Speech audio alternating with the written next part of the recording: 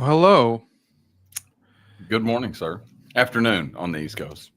I don't know if this is streaming to LinkedIn, UKON's LinkedIn or not, because I got a warning again that said, oh, hold on. I'm clicking go live. Work. It's live. Sorry, that's way too energetic for Bob Ross. I'm happy. Are you happy today, Andy? I'm happy, man. I'm doing great. How are you? I like having that Yoshi head, and you're like, I'm happy. Yes. Happy Halloween. Happy Halloween. Yeah. Happy Reformation Day to all you Protestants out there like me. Good times roll.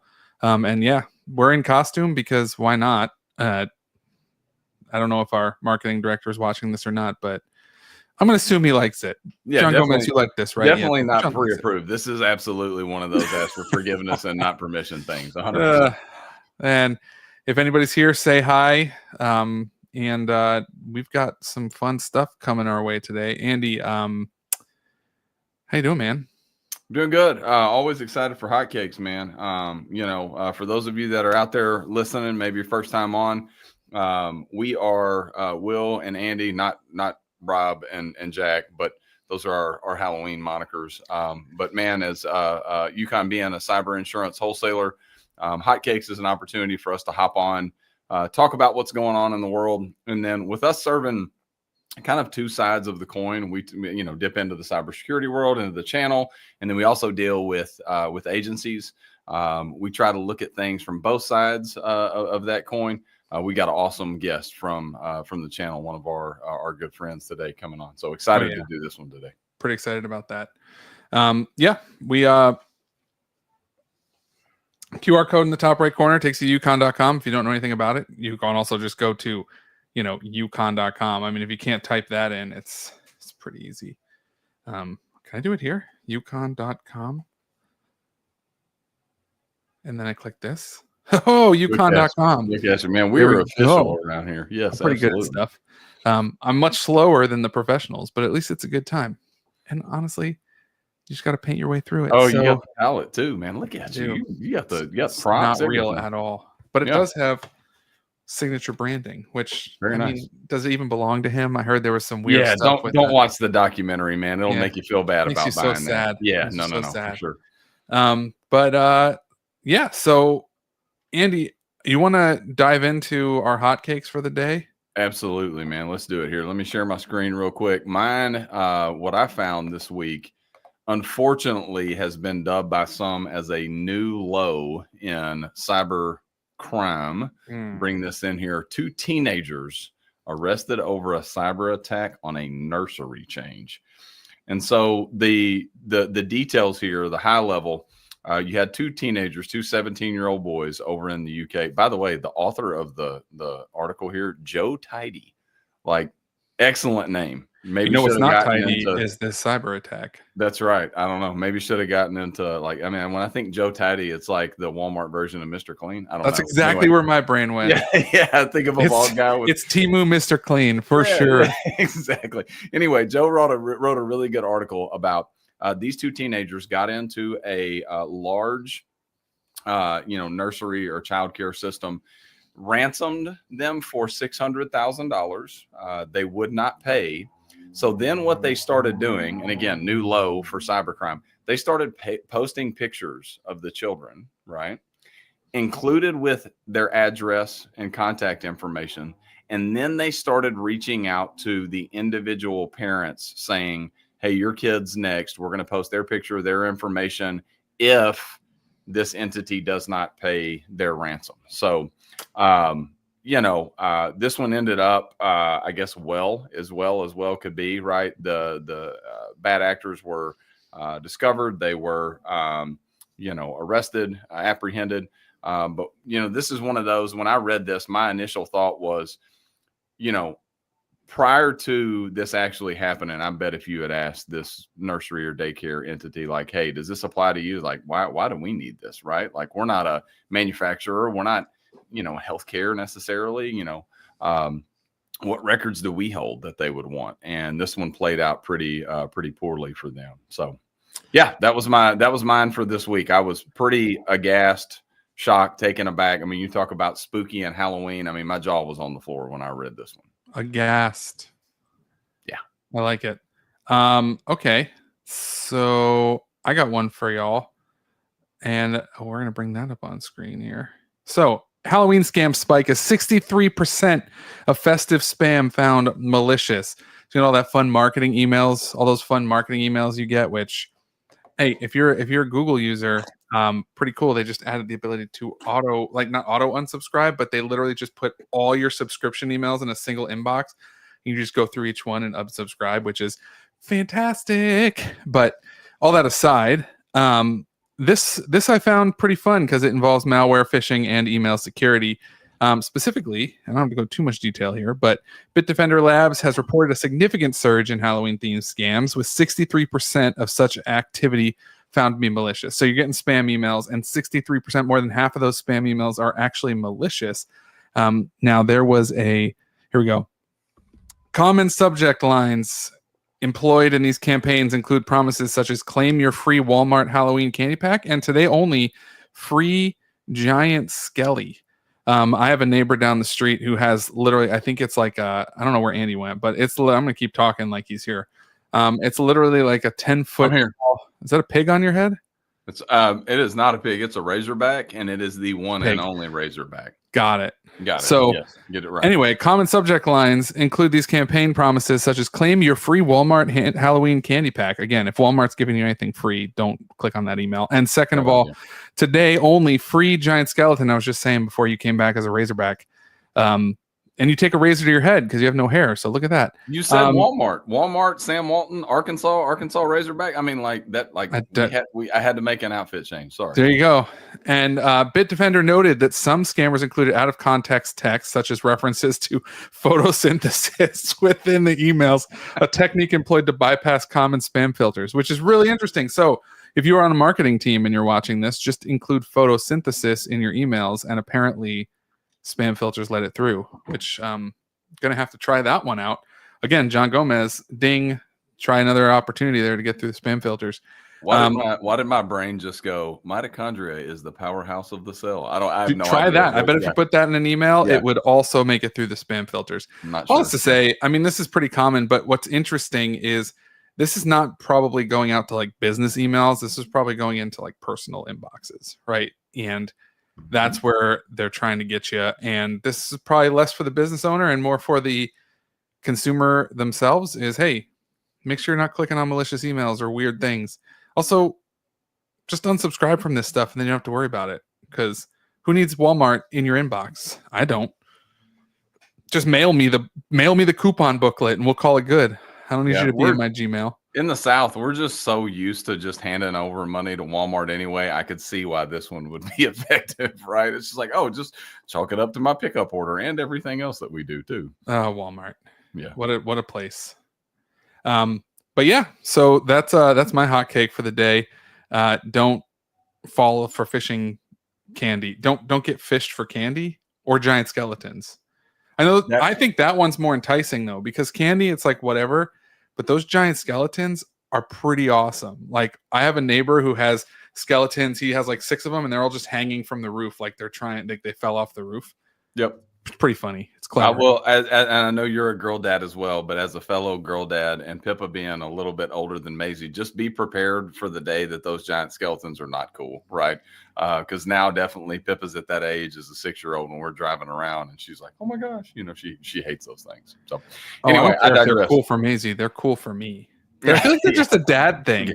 I feel like dads like giant skeletons for some reason. I don't know. My dad loves them. That's the only Halloween decoration he has is 2 giant skeletons that sit in the rockers on their porch drinking beer. So that's what they do. Anyway, I digress.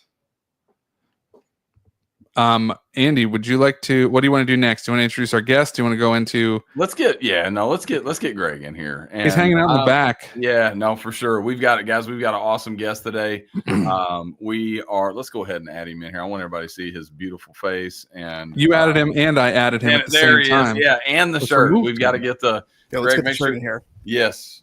See, giant skeletons. I'm telling you. Yes. Greg, you have kids? I do. See, dads like giant skeletons. I'm telling you. Absolutely. So for the 3-year-old son, the official introduction, right?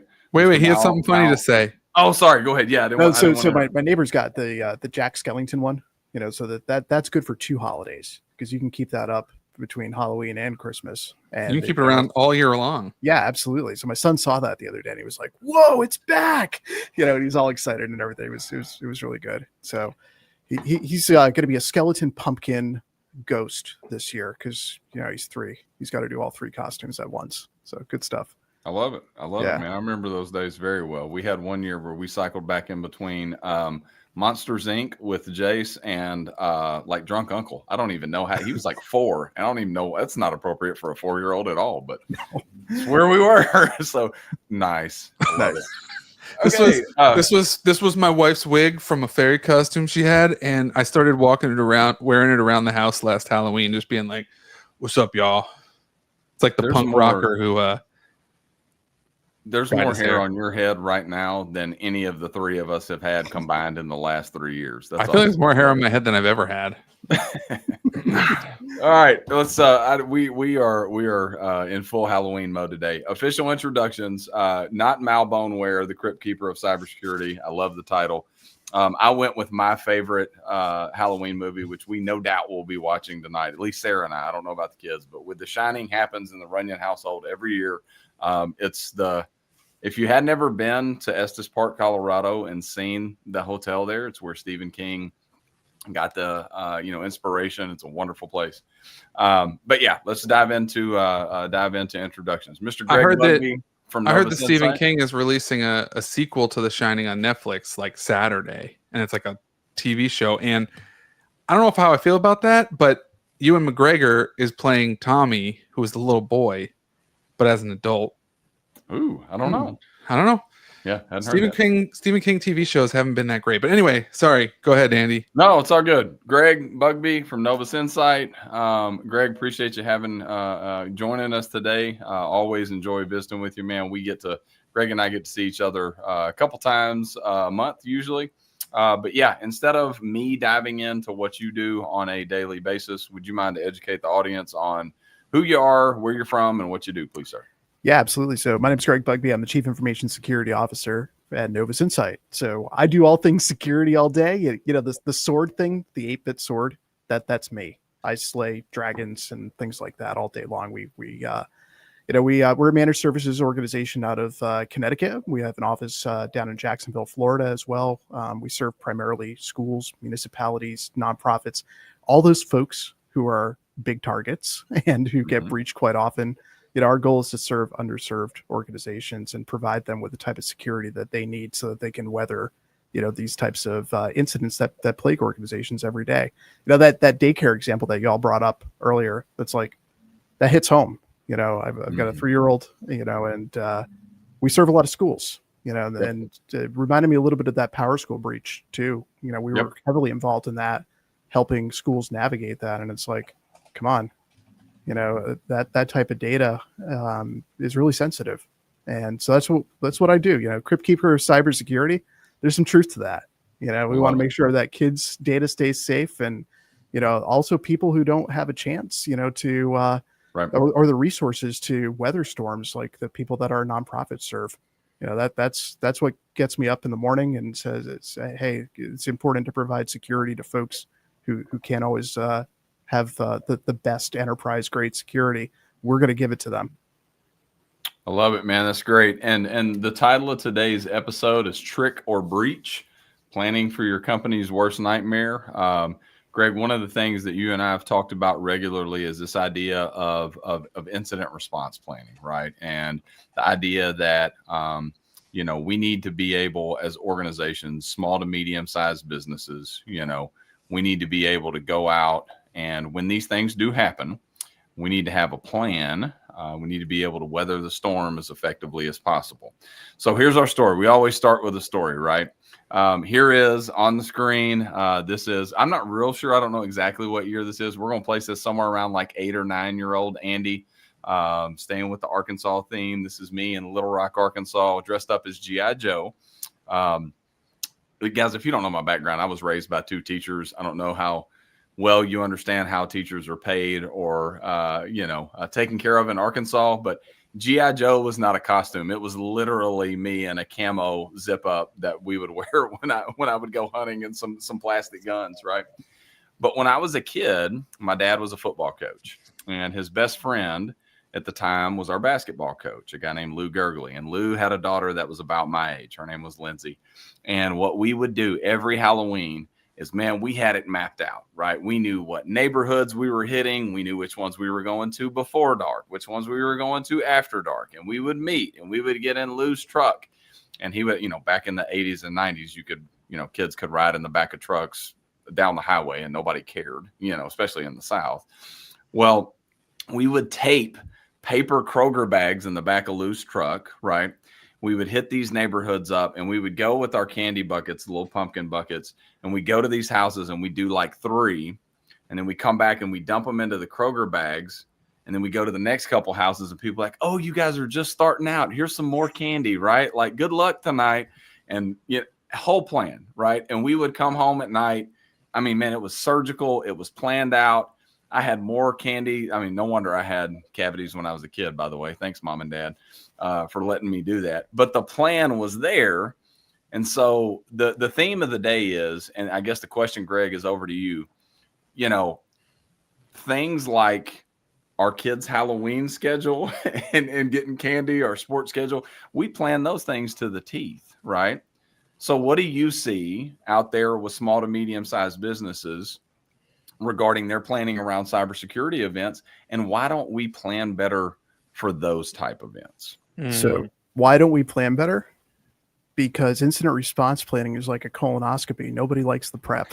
That is, as a 43-year-old man who has that history. 46. I just went through it. Yeah, I was about to say, I had family history, like been there, done that. You are 100% correct on that. Yeah, no, it's the truth.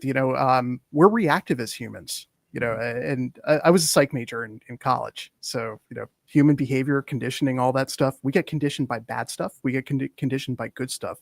The candy's a good reward, right? Halloween candy. Incident response planning doesn't always have that same reward with it. It does when you get through a breach, but, and you kind of weather the storm, but it doesn't always have that same instant gratification that a Snickers bar or those little peanut butter pumpkins, damn, those are good, but really it doesn't have that same instant gratification reward. That's why I bring candy to my tabletops, so that we can give people a little something, to take home with them. But, I think that's part of the challenge over there. There's a lot of work that goes into it, and it exposes a lot of things too. It exposes vulnerabilities as you start going through planning, and nobody likes doing that, but if you don't have it, those consequences can be pretty severe. Sure. Oh my God. Greg, I have a question. You made me think of something, right? So when it comes to digging harder into work and I'm thinking more on like a whole business level. So you have incident response over here, right? But just running a business and being an employee and doing all this kind of stuff. Typically, you're more likely to engage something and dig deeper into something if that thing that you're engaging can provide some level of like intrinsic value, right? Like there's extrinsic where it's like, oh, I get paid, I get commission when I close this deal. But there's also a lot of other things that provide that intrinsic worth. And tabletop, I feel like doing a tabletop exercise and having an incident response plan, when you finally get that put together, when you have it, and the confidence that gives you, and the peace of mind that if an incident does happen, it's still scary, it's still stressful, there's still a lot of anxiety around it, but I have a plan, I understand how that plan plays out, and I've even practiced it. Like it's the kind of thing where, if Andy, you brought up sports in the green room, right? Like if I were to when I played football and I was a lineman, right? I mean, lineman, all the work and none of the glory, you know what I mean? But you either block left or block right or pull, or like that was fairly easy. But at the same time, doing all the dirty work, man. The whole team being coordinated, because if I'm supposed to pull as the tackle, but the guard does something that prevents me from pulling, I'm now messed up because they don't know what they're supposed to do. Mm-hmm. Right. It's just that kind of thing where they don't take my guy. So when I go to pull, I get knocked over instead. Right. Like there's that whole kind of thing. So incident response is more than just the CEO knowing what to do or the CTO knowing what to do. It's all the parties who would be involved in the midst of an incident coming together and practicing how they would deal with this, right? Well, and even in front of that, who are the players, right? You know, that's a big thing in incident response planning. A lot of times we don't even know who all the players might be in this type of situation. You know, I've seen many times where it's like, yeah, it's an IT thing. Well, not really. You know, when we're talking about funds transfer fraud, when we're talking about dependent business interruption, you know, you've got finance, you've got third parties, cataloging all of those things and making sure that you're able to understand who are all the players that we have to bring to the table. Insurance, you know, another one, law enforcement, all of those different pieces. You know, you have to spend some time thinking about what the footprint is and who's going to be involved in that exercise. Yeah, I don't think a lot of times you got to get the king involved. I mean, yeah, you gotta sometimes get the king involved. Exactly. you even got to go all the way up the food chain to the king. Yeah. Right? this is it's okay that mine's not movie quality. I don't even know if I can actually talk in this because it's so I kind of look like a knight now, but it's beard instead of helmet. So no, that leads us into a great it's a phenomenal segue. By the way, Will, as a former offensive line coach, you were talking about guys pulling and being on the same page. The absolute my least favorite at the time, but the one that was the most funny on film is when the guards get confused on who's pulling and they both pull at the same time and ki each other. Oh yeah, my that's gosh. the absolute worst. Anyway, it's funny so- in retrospect, but not funny when it happens. Yeah. How I didn't have an aneurysm at 27, I oh really my don't know. gosh. Anyway, so Greg, that segues us right into. First of all, shout out to our folks, our friends at Cyber Rescue Alliance, guys. If you're on LinkedIn and you're in the cyber world and you don't follow Cyber Rescue Alliance, they come out with really, really good monthly reports, right? They pull all kinds of data from all different sources and different reports. So it's not just like a singular source. It's all the cyber data kind of laid out there from different reports. And it's really neat because there's a couple of things that happen, right? If there is something that is absolutely true, right? Ransomware is on the rise. AI is taking and making phishing attempts increase. You'll see it pop up in multiple reports, right? And it kind of validates from Verizon to NetD or the Sophos report. All of those things will show up, right? So there's validation in that. Occasionally, we see things in the Cyber Rescue Alliance data, and you're like, that's interesting, right? So let's look at these two stats here, right? The first bit here says that in this open text report, they polled 1,800 security executives and said, hey, are you guys confident in your ability to recover from a ransom event? 95 out of 100 said that they were fully confident in their ability. Well done, confident people. We've beat ransomware, guys. By the way, we can hang up. Like ransomware is defeated, right? Within that same time period, right, or that same report, we've got a different report, right? Or in that same data set from Cyber Rescue Alliance. Here's another one by HSF Kramer Risk, right? That said, hey, board, have you participated in a cyber simulation, or more commonly known as a tabletop that Will mentioned earlier, right? So when we're talking about bringing everybody in, getting the whole team involved, guess what? That includes the board, right? So 95% of people are like, yeah, we're good, man. We can survive a ransomware attack. We're super prepared. But only a third have had their board participate in a tabletop. Greg, talk to us a little bit about that, man. It seems like that data is off a little bit. Yeah, I'm going to back up a little bit on all of this over here. So this is talking about recovery, you know, and that's one aspect of it. Right. I'd like to even talk a little bit before that about detection. Would you even be able to detect an adversary in your environment appropriately? Right. Do you even know where all of your systems are and what they are, so that you're protecting? And do you have eyes on everything that needs to be covered? You know, I see this time and time again where organizations they adopt technology. It's not integrated into like single sign-on or anything. Nobody's watching the identities. And, you know, as you're prepping your IR plan, it's really important to be able to look at, can we actually detect if something bad is going to happen? And I see that this is where a lot of the failures happen is, you know, you're stepping through the IR plan and you're like, yeah, we've got EDR, we've got 24/7 SOC on this, but it's covering only this much of the environment, and the environment's this big. You know, so that's a little bit shaky on confidence, even on detection. And then you go into recovery, which is, you know, towards the tail end of this over here. And yeah, can we recover? Well, if we think that our environment's only this, but it's this, that's a good reason why we're not able to recover. Yeah. When your security is incomplete, it creates that false sense of security, right? Like that's an interesting scenario that it's, I haven't practiced my tabletop. Like I haven't practiced my incident response plan, but I do know that I did this whole thing with insurance and they required that I carried this EDR thing. So I had my MSP roll it out, but they just rolled it. I didn't want it to take too long. So I said, just put it in a couple places, whatever. And it's like, I'm good now. I'm safe. Yeah. And there's also that false sense of security that because I got insurance, I'm good now. Right. Like there's two sides to this because I've seen it from the insurance angle where it's like, just get me enough that I can qualify for an insurance policy. Just give me enough security that I can qualify for insurance. And the problem is that qualifying for insurance doesn't necessarily mean that your risk is protected properly because every risk is unique. Right. So if you qualify for insurance, but you have gaping holes where data can be leaked, you have a problem. Yeah. Well, yeah, I love it. We do assessments all the time. And one of the things that we do with assessments is we go department by department within an organization. We actually sit down and we talk to the users and we say, hey, users, what do y'all use for your tech?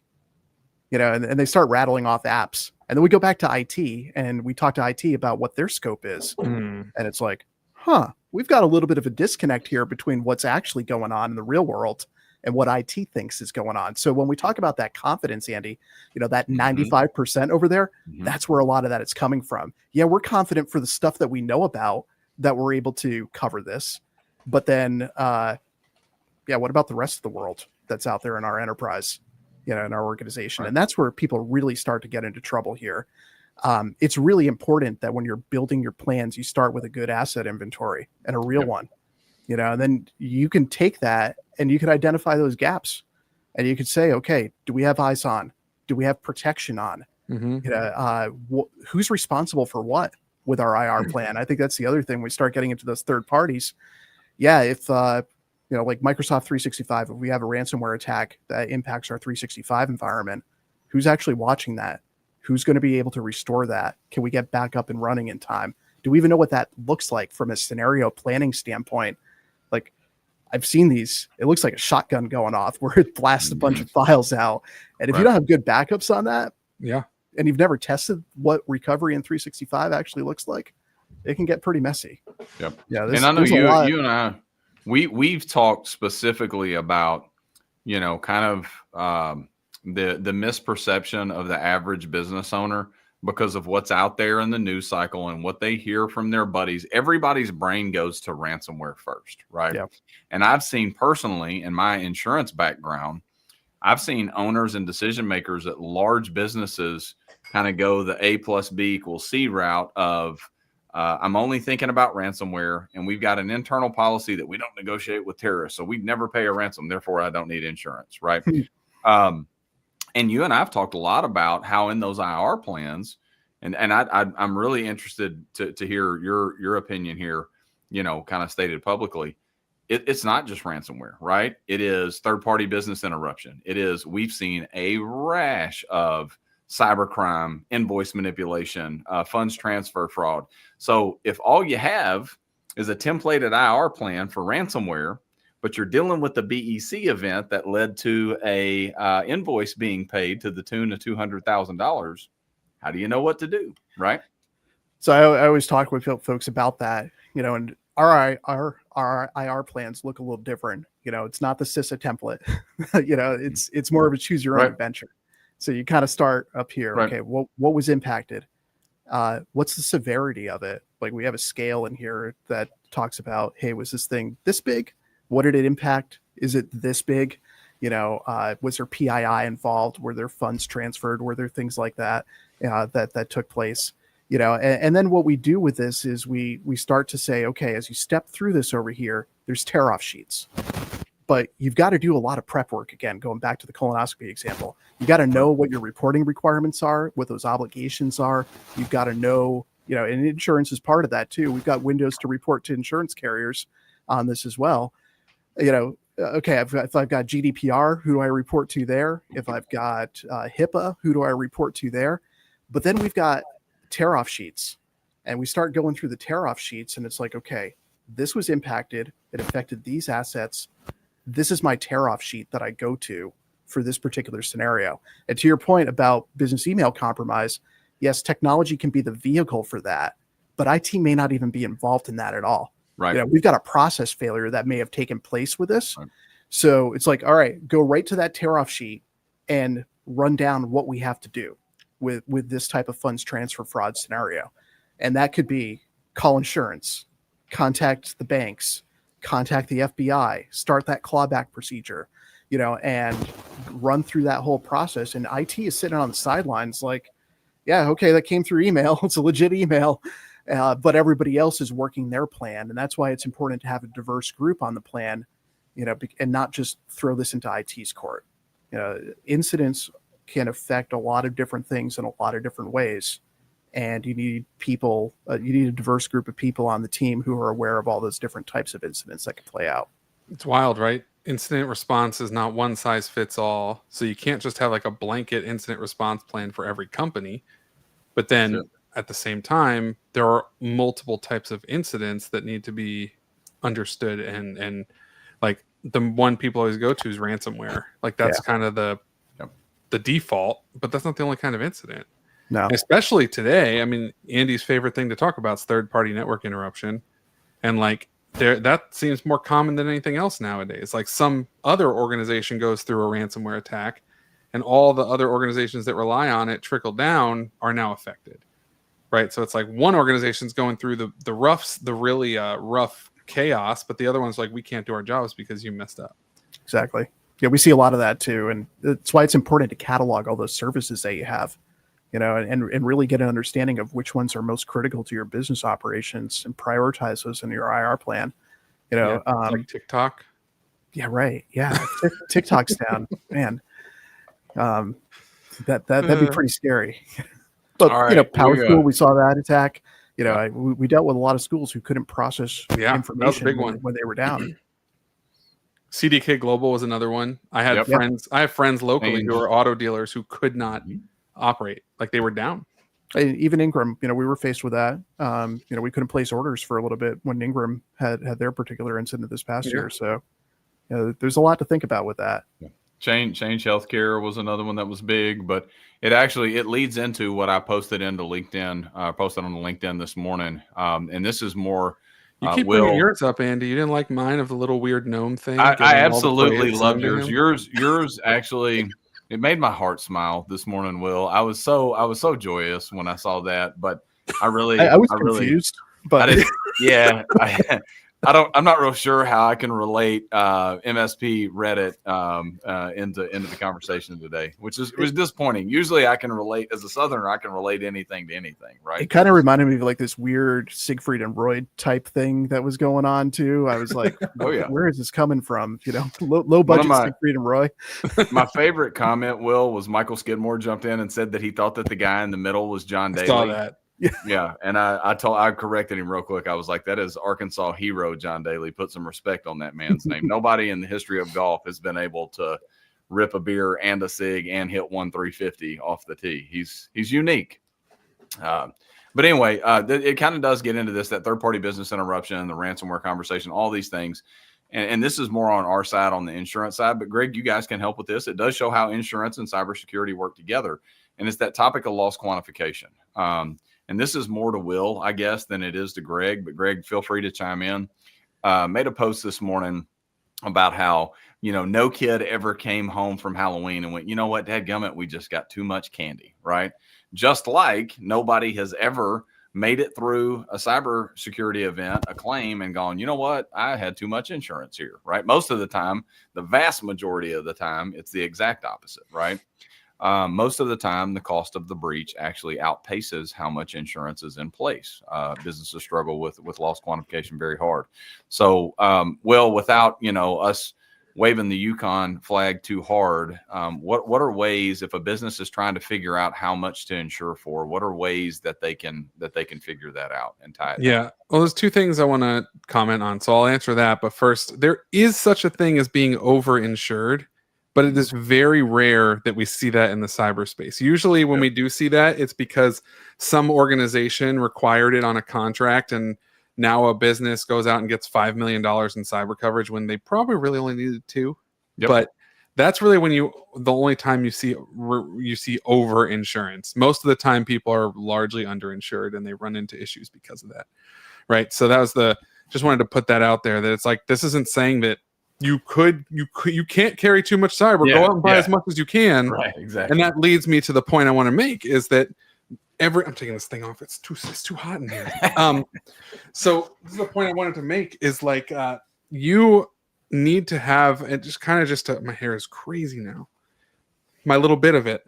You have to make a point of like, what Greg was saying before when we were talking about like incident response is different on a per business kind of component there, right? Like every business, every industry, every revenue tier all has different risk scenarios around them. So it's really important that you understand your risk and understand kind of the averages of loss we see around those very specific revenues, those industry types, what we've seen in the past, because depending on your industry relates to the type of data you're carrying, how much you could potentially lose, where that could all go. There's a lot of those factors that go into this. So Andy likes to call it risk quantification, and price benchmarking are his two things. But in reality, it is that. It's quantifying your risk. It's looking at your risk and it's saying, okay, there are tools out there that let you do this. So understand what your actual potential loss could be and get insurance that's going to be above that, right? Like, if it says, hey, your potential loss is $1,750,000, don't be like, I need $1.5 million. I'll be good. I'll cover their 250. It's like, no, go get 2 million. Like, this is that kind of mindset where it's good to have a little extra, especially in this day and age, but it's understanding your risk, right? Like I brought up overinsured because maybe you're a small business that doesn't need 5 million, but you're only going to know that if you understand your risk through risk quantification, through those tools that'll show you what historically someone in your position, in your industry, your revenue tier, your security posture has lost before. So Will, I want to capitalize on that a little bit because no, can't, Greg. Sorry, that was it. Done. we take in 2 weeks, guys. Yeah, right. We take a lot of our clients through that type of exercise, and we did this with a couple nonprofit organizations, and did some modeling with them and said, hey guys, what do you have for records? How many do you have PII type things that if you were impacted, you'd have to pay out for identity protection for the affected parties? How much time is your time worth too? Because you're going to be handling an incident too. How long can you be shut down for? Like we had one that ran a thrift shop, and they get a lot of revenue from their 7 thrift shop locations. What's that cost if you're down for days, weeks, months, related to a cyber incident? We put this together for them, and they were like, okay, it's around $1 million+ if we were to be down for this time frame or whatever. The other thing that ties back into IR planning, though, is looking at contractual obligations. We see a lot of organizations get burned on this too. Reporting requirements. So we had one organization in Connecticut, a nonprofit, that had a business email compromise funds transfer fraud. And this made the news. The initial loss was about $300K in the funds transfer fraud. But one of their contracts had a reporting requirement in it, and it was from the state. And the state was giving them a grant for $5.9 million. Well, the state pulled that funding because they didn't meet their reporting requirement, and it put them out of business. Yikes. So this is where IR planning is really important, and it ties directly into monetary risk quantification. What's your contract worth? And if you don't fulfill those reporting requirements, what's going to happen to that business? That could go away. And that's really good. And I'm glad you brought up nonprofits. And I know that we have consulted alongside you guys with multiple nonprofits, and we've been through this individually, but I do want to get it out there. That is one of those BOP endorsement heavy sectors, right? Where they've gone out on the insurance side and they've insured themselves properly, right? In the ways of 2015 when nonprofits weren't getting hit as much, right? But in 2025, that $250,000 BOP endorsement with no crime or no notification cost or anything like that, or very low limits, doesn't fit the risk anymore. And going through that tabletop, having those assessments, quantifying that risk, and then coming out on the other side and saying, hey, based on our size and sector, here's what we could potentially lose. And then this is what our peers are paying with good cybersecurity. It gives the decision makers in that organization the best line of sight to make the proper decisions on how much to spend on cybersecurity, how much to allocate for insurance. That way, in the event that they do have something happen, that they are made whole and they can stay open, right? Absolutely. All right. You know what's wild? Just thinking through how a business typically runs into issues. So you were talking about nonprofits, right? That's like a lot of the misconceptions usually revolve around their own industry. But it's a lot of people, a lot of industries, right? Like if I work in tech, oh yeah, I should definitely have cybersecurity insurance or cybersecurity and cyber insurance. Like I should have both, right? That's really important. But if I work in manufacturing, I'm just putting stuff together. I don't need insurance. I don't need cybersecurity. Or I work in shipping. I don't need that. I'm just packing stuff. Or nonprofits. I don't even make profit. Why would I need to worry about that? Yeah. Like it's these misconceptions, and it's almost like every industry has their own thought that like I don't have data. There's no exposure. Yeah, I'm too Meanwhile, small. I have a friend. Excuse me. I have a friend who works for a propane company. Well, it's actually like oil and gas company in general, but like for home servicing. Must be a And gas working there. yeah, and they got hit by a cyber attack like a year ago, and I remember him being like, he was like, "Yeah, dude, we're down. Like, we can't operate. We can't do anything." And it's funny because they just, what do? They drive to a location and they dump oil into a tank, and then they drive to another location and put propane in a tank, and it's like that's what they do. But their entire system and dispatch system is network related. Their payroll is network related. Like everyone has internet exposure today. I don't know a single business that doesn't, unless it's out in like the boondocks, Appalachia, up in the mountains somewhere and has no internet connection. You know what I mean? Like it's way out there. So it's that kind of mindset where unless you have no internet signal and don't even have Starlink, you have some sort of internet exposure in your business. I'm sorry. It's just the way it is. Well, Thank you for everybody's not got saying payroll, Arkansas, because I really did think you were going. If you're out in Arkansas, Yeah. then you probably don't need cyber insurance, but any other state, definitely. I love it. All right, we're coming up on time, so before we go, we've got to get this out there. We did not prep for this at all. I have no idea what anybody's going to say, but this has to be discussed. Okay. Gentlemen, we're going to start with Will. Goat Halloween candy. I'll give you two because there's so much out there if you need to go two, but we're not going more than two. What's the greatest of all time Halloween candy? Can I give you the greatest and the worst? That 100%. Let's go. The worst Halloween candy is O. Henry's. When those show up in your freaking Halloween bag, especially when you were a kid, you're like, "Wow, who bought this? Okay. Like, why are you giving me an O. Henry?" No one likes those. They're terrible. Yeah, that's just, I don't know anyone who likes O. Henry's, and if you like them, well, you're wrong. And the other side is, Greg brought up those peanut butter pumpkins. Literally anything chocolate peanut butter related, I will say is peak Halloween candy. Because too many people do fruity things and sour things and gummy things. And my wife loves that stuff, but give me chocolate peanut butter. We're good. We can stay friends. Yeah, no, absolutely. All right, Greg, turn it over to you. And if you want to do goat and worst, that's fine. But what would give us some feedback? All right, we'll start with worst. If you end up with Peeps from Easter in your Halloween bag, that's bad. That's bad. Excellent point. Candy corn, old expired dusty candy. Stale Peeps would be the worst Halloween candy ever. We just had a bunch left over. Here you go, kids. Yeah. I feel like you're speaking from experience, Greg. Greg gives that out. That's what he's giving out today. and definitely the chocolate peanut butter stuff. I'm all over that. Yeah. I love it.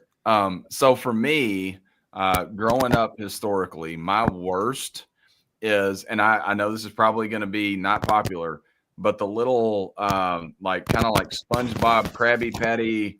I know what you're talking about. Like the little burgers. gummy hamburgers. Those things. I ate one time and never ate another one again. So that's my worst. And listen, while I agree with you on the chocolate and peanut butter, I'm not necessarily pushing against that.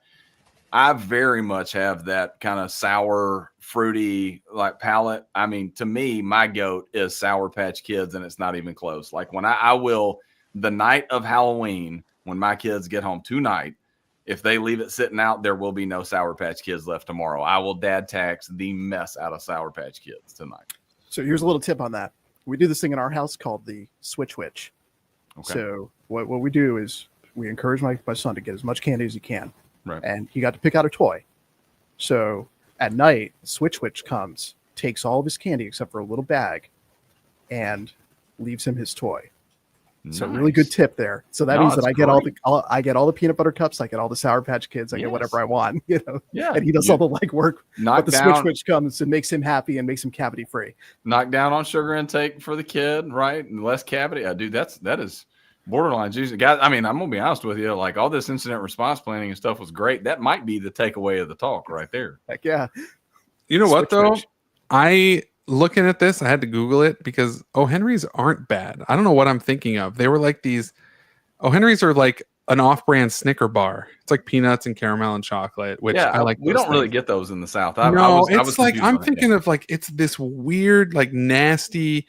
It wasn't caramel, but it was kind of like this. I don't know. They were nasty. I hated them. They were disgusting. Sure. I will. Last thing. Probably just like a bar of melted corn syrup solidified. I will go, and my kids make fun of me on this one. It kind of goes back to the whole fruity Sour Patch Kids thing without the sour. The underrated for me, the one that I like that nobody else likes is Dots. I love Dots, and like nobody, like literally, like my kids hate them. I think Dots are Dots. I think Dots taste good. I just get so annoyed by how easily they get stuck in your teeth. That is true. Yeah, like there's no avoiding it. It is impossible to avoid. This is my first Halloween with the permanent retainer, top and bottom. So I may not be. Oscar Ramirez, you're fired. You're absolutely like if that. I'm sorry, man. That's immediate termination. Like candy corn is in the worst. It's not even a discussion. I mean, guys, can I get some backup on this? Like, totally. Candy corn is interesting. Candy corn is like the candy version of macaroni salad, where it's like you first eat a couple bites, you're like, this isn't bad, okay, and then after a couple more bites, like this is terrible. I don't want. Why did I do this to myself? Oscar B, heads up. You'll have an email from HR when we hang up. Hope you're available. It's just going to be from Andy, and it's probably a scam, so don't click on anything, Oscar. All right, this was great, everybody. Greg, thanks for being on, man. This was thanks so much for having me today. Really appreciate it. I just noticed you got a nice little Link statue back. I know it's not your office, but it looks like a Breath of the Wild statue back there. So props on the Zelda. I don't know if you see all the Zelda stuff. Yeah. But anyway, nice. It's been good, y'all. Thanks for tuning in. Have a good weekend. Happy Halloween. Happy Halloween. Thanks, everyone. Happy Halloween. I say.